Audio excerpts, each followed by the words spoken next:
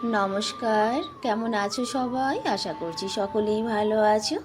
অপুর সংসারে নতুন একটি ভিডিওতে সবাইকে স্বাগত জানাই। আজ বৃহস্পতিবার এখন সকাল 10টা। সকাল 10টার মধ্যে আমি কিন্তু রান্নাটা কমপ্লিট করে নিয়েছি। আর এখানে দুটো পাতিলায় করে আমি সিদ্ধ বসিয়েছি আলু কেটে সিদ্ধ বসিয়েছি। এই আলুগুলো এই জন্য সিদ্ধ বসিয়েছি, বিকেলবেলা যাব মাঙ্কি পার্কে, তাই বান্দরের জন্য সিদ্ধ বসিয়েছি। এইদিকে আমি রান্না করেছি সজনের ডাঁটা, আলু, বেগুন, বড়ি, সঙ্গে পুঁটি মাছ দিয়ে। এই সবজি তো আর ছেলেরা খাবে না, তাই ছেলেদের জন্য আলাদা করে করা হয়েছে ডাল, মুসুরির ডাল, ছাদ বাগানের ধনেপাতা, ছাদ বাগানের টমেটো, আর সঙ্গে 2-4টে সজনের ডাঁটা দিয়েছি। চালটা রেখেছি বের করে, দুটো আলু সিদ্ধ দিয়ে ভাতটা করব। আর যদি ছেলেরা বলে খাওয়ার সময় যে মা একটু পাঁপড় ভেজে দাও, তাহলে দেব। এদিকে আলুটা যতক্ষণ সিদ্ধ হচ্ছে ততক্ষণ আমি বাসনটা মেজে ঘরটাকে পরিষ্কার করে নিই, তারপরে ভাত বসিয়ে দেব। আজ ছেলের পরীক্ষা আছে 2:30 থেকে, তো ঘরের থেকে ভাত খাইয়ে তারপরে পরীক্ষা দিতে পাঠাবো। কারণ ফিরতে ফিরতে তো সেই বিকেল 5:30-6টা বেজে যাবে। দুই ভাই যাবে একসঙ্গে, তো আমি স্নান করার আগে ভাতটা করে নেব, তারপরে স্নান করে এসে ছেলেদের খেতে দেব। দেখো বাসন মেজে নিয়েছি, আর এদিকে ভাতের চালটাও ধুয়ে দিচ্ছি। আর দেখো আলুগুলো সিদ্ধ হয়ে গেছে। আলুগুলো আমি এই যে বেসিনের মধ্যে ঢেলে নিয়েছি। খুব গরম তো এবার ঠান্ডা জলে ধুয়ে এবার এগুলো তুলে রাখি এখন আর এগুলোর কোনো কাজ নেই, গুছিয়ে রেখে দিই। আর তার মধ্যে ভাতটাও হয়ে যাবে। ভাতটা রান্না করে না রেখে যদি আমি উপরে যাই তাহলে অনেক দেরি হয়ে যাবে, কারণ ঘড়ির কাঁটা তো আর আমার জন্য থেমে থাকে না, সে তো তার মতো চলতেই থাকে। সময় কারোর জন্য থেমে থাকে না, সময়ের তালে তাল মিলিয়ে আমাদের চলতে হয়, এটা কিন্তু বাস্তব। যাই হোক, সমস্ত কাজ কিন্তু আমি নিচের গুছিয়ে নিয়েছি, রান্না বান্না ভাত ঠাত সব হয়ে গেছে। এবার এই সিঁড়িটাকে পোছা দিতে দিতে আমি যাব উপরে। একেবারে উপরে বলতে একদম ছাদে চলে এসেছি। কথার মানে উপরের রুম, সিঁড়ি সমস্ত কিছু পরিষ্কার করে তারপরে এই যে ছাদে এসেছি। অসম্ভব রোদ উঠেছে, দেখেছো? একদম চৈত্র মাসের মতো রোদ উঠেছে। এবার না হঠাৎ করেই ওয়েদার যেন কেমন চেঞ্জ হয়ে যাচ্ছে। ফেব্রুয়ারি মাস, এত ভয়ঙ্কর রোদের তেজ কিন্তু হয় না অন্যান্য বছর। আর আজ সকালে ওর বাপি গাছে জল দেয়নি। কি সমস্যা বলে তো? ওর বাপি যদি গাছে জল দিয়ে যায়, একটু ওস্তাদি করে, সেটাও আমার জন্য সমস্যা। দিয়ে যায়নি, তার জন্য আমি বক বক করছি আর গাছে জল দিচ্ছি। আগে ছাদটাকে সুন্দর করে ঝাড়ু দিয়ে নিয়েছি, তারপরে গাছে জল দিয়ে যাচ্ছি। কারণ কি, এবেলা যদি জল না দিয়ে যাই, বিকেল পর্যন্ত গামলার মাটি এত গরম হয়ে যাবে যে গাছপালা একেবারে নেতিয়ে পড়বে। উপরের কাজ করে তারপরে এই যে দেখো জামা কাপড় এখন আমি ভিজিয়ে রাখলাম, ধোবো না। আর এইগুলো ধোয়া জামা কাপড়, এগুলো গোছাতে হবে, প্রেস করতে হবে। সব থেকে বড় কথা, প্রেস করতে হবে। ঘড়ির কাঁটা দেখতে দেখতে 12:30টার কাছে চলে এসেছে। তো আমি আগে ছেলেদেরকে খাবারটা দিয়ে নিই, কারণ ওদের যেতে হবে অনেকটা দূর। ওর বাপি যেহেতু আজকে তো আর ছাড়তে যাবে না বলতে আধা রাস্তা আমার ছেলেরা যাবে, তারপরে ওখান থেকে ওর বাপি পৌঁছে দিয়ে আসবে। আর আমার ছোট ছেলে যেখানেই যাক না কেন ঘর থেকে, মা প্রণাম দেবে না। কথার মানে প্রণাম বলতে আমি ওকে প্রণাম করব না, আশীর্বাদটাকেই ও প্রণাম বলে। ও আশীর্বাদ না নিয়ে ঘরের বাইরে যেতেই চায় না। ছেলেদের পাঠিয়ে দিয়ে তারপরে এই যে সেই যে ভিজানো জামা কাপড়গুলো, এগুলো এখন যদি আমি কেচে ধুয়ে না রাখি তাহলে সারা দিনে জামা কাপড় ভিজানোই থাকবে, ও বেলায় আমার কাছে আর সময় হবে না। তো এসে জামা কাপড়গুলো মেশিনে দিয়ে ধুয়ে কেচে দিয়ে মেলে দিলাম। জামা কাপড়গুলো শুকাক, ততক্ষণ আমি গিয়ে অন্যান্য কাজগুলো করি। ওর বাপি আসতে এখনও দেরি আছে, কারণ ছেলেদের স্কুলে পৌঁছে দিয়ে তারপরে উনি আসবে। এই যে এগুলো দেখে দেখে আমার মাথা ব্যথা হয়, জানো তো।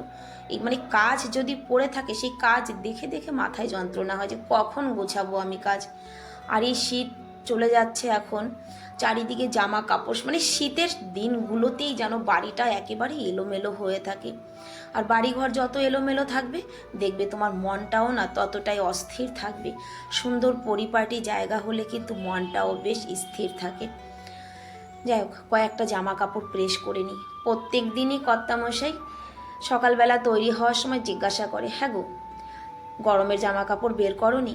আরে বাবা, গরমের জামা কাপড় কি শুধু বের করলেই হবে? সেগুলোকে তো আবার প্রেস করতে হবে, গুছিয়ে দিতে হবে।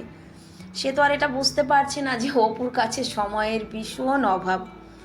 সত্যি কথাই সময়ের ভীষণ অভাব।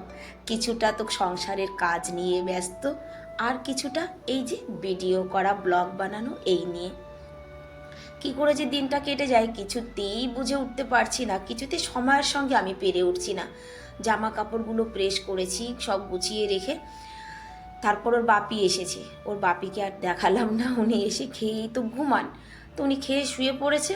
শুয়ে পড়ার পর আমি নিচে চলে এসেছি। এসে নিজের জন্য 1 কাপ চা বসিয়েছি, কারণ উনি একটু আরাম করছে, করুক। এখন আর ওনাকে ডাকবো না, একটু পরেই ডাকবো। ঘড়ি এখন 3:30-এর কাছাকাছি। তো এই যে আলুগুলো আগে ব্যাগে ভরে নিই, আর ওই দিকটায় চা হচ্ছে। চাটা হোক। চা খাওয়ার কথা কতবার ভেবেছি ছেড়ে দেব, কিন্তু আমাকে ছাড়ছে না, জানো তো। আমি ছাড়তে চাইছি, চা কিছুতেই আমাকে ছাড়তে চাইছি না। আর এইদিকে ওর বাপির জন্য আমি ডিনারটা তৈরি করছি। তোমরা হয়তো এই কথাটা অনেকেই ভাবো যে দিদি ভাই তুমি প্রত্যেক দিন বিকেলবেলা তোমার বরের জন্য টিফিন প্যাক করো কেন? আমি আজকে একেবারে ক্লিয়ার করেই বলছি। আমার বর বিকেল 5টায় বাড়ি থেকে যায়, আর রাত 10:30, 11টা, কোনো দিন 11:30টায় ঘরে ফেরেন। এবার একটা মানুষ রাত 11:30টায় ঘরে ফিরে খাবার কখন খাবে বলো? আর রাতের খাবারটা খেয়ে, যেটা সায়েন্স বলে, যেটা মেডিকেল বলে, যে রাতের খাবার খাওয়ার 2 ঘন্টা পরে ঘুমানো উচিত। আজকের ডেটে কোনো মানুষই কিন্তু সুস্থ নেই। এতটা মেনটেন করে চলার পরেও শরীর কিন্তু মাঝে মাঝেই সাথ ছেড়ে দেয়। তাই চেষ্টা করি সব কিছু নিয়ম ঠিক করে, মানে রক্ষা করার জন্য, বা মানে নিজের জন্য সব নিয়মগুলো ঠিকঠাক রাখতে চাই। এদিকে রুটি করছি, এদিকে চাও হয়ে গেছে। তাই আমি ওনার ডিনারটা ওনাকে দিয়ে দিই, যে আর বলে দিই তুমি 8টা থেকে 8:30টার মধ্যে খাবারটা খেয়ে নেবে। তাহলে বাড়ি আসতে আসতে 2 ঘন্টা 2.5 ঘন্টা হয়ে যায়। এসেই তো শুয়ে পড়ে।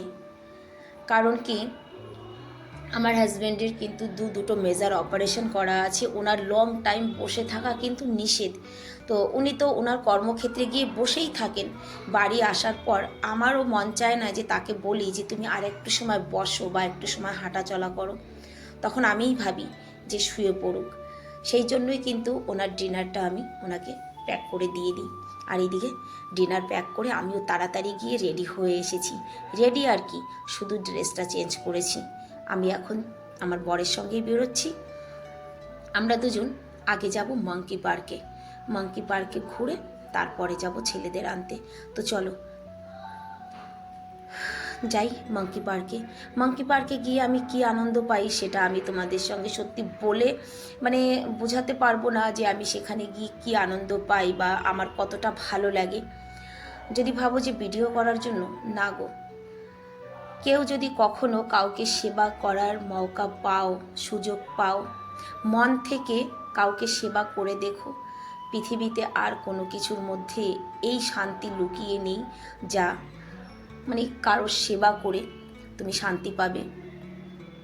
হয়তো প্রথম প্রথম মনে হয় যে ধুর বাবা ছেড়ে দিই, যাব না, করব না। কিন্তু একটা সময় এটা নেশায় পরিবর্তন হয়ে যায়, যে তুমি করতে না পারলে, যেতে না পারলে তুমি নিজেই অস্থির হয়ে যাওয়া লাগে। আর ঠিক তাই হয়েছে আমারও। আমার যেন মনে হয় আমি প্রত্যেক দিন যদি এখানে আসতে পারতাম ভালো হতো, কিন্তু প্রত্যেক দিন তো আসা সম্ভব হয় না। কারণ প্রত্যেক দিন আমার এই সাইডে কাজ থাকে না। আর কাজ থাকে না বলতে আমি তো একা আসতে পারবো না, একা এলে তো হয় না, সঙ্গে একজনকে চাই। এই কারণেই কিন্তু আমি একা আসতে পারি না, ওর বাপিকে নিয়েই আসতে হয়।